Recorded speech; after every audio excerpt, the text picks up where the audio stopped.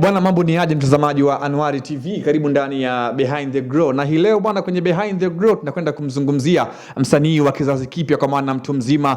Jina maarufu ni Mbosso Khan, lakini jina lake kamili bwana anafahamika kwa jina la Mbwana Yusuf Kilungi, miongoni mwa wasanii ambao wanafanya vizuri kwa wakati huu katika industry ya Bongo Flava. Hutoacha kumzungumzia Mbosso bwana. Mbosso bwana ameachia ngoma yake mpya inakwenda kwa jina la Darasa la Saba, ngoma ambayo kwa wakati huu katika mitandao ya kijamii imekuwa inafanya poa sana. Sio tu ujumbe ambao wamezungumza katika hiyo nyimbo, lakini aina ya video ambayo ameitoa imeonekana inaakisi na kureflect maisha ya Tanzania.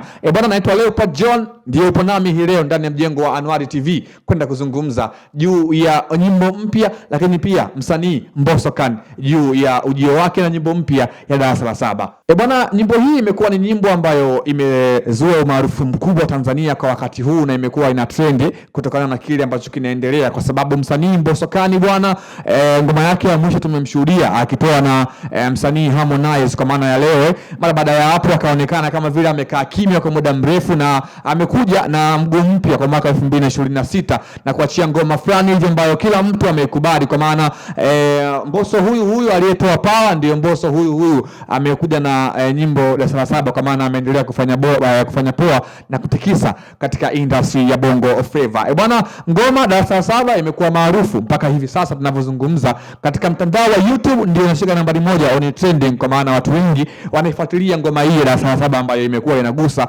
maisha ya watu wengi kiuhalisia. Ndio maana ukiangalia katika ujumbe ama video ya nyimbo hii Darasa la Saba unaona kuna kiaina fulani sasa cha kipekee na aina ya ubunifu fulani hivi ambao watu wengi wameweza kuappreciate hiki ambacho amekifanya msanii Mbosso Khan Moshedede, ambaye zamani alikuwa katika lebo ya Wasafi, lakini wakati huu bwana yuko mwenyewe akiwa anajipambania mwenyewe na kombe lake. Bwana, shout out sana kwa mwanangu ambaye Mbosso.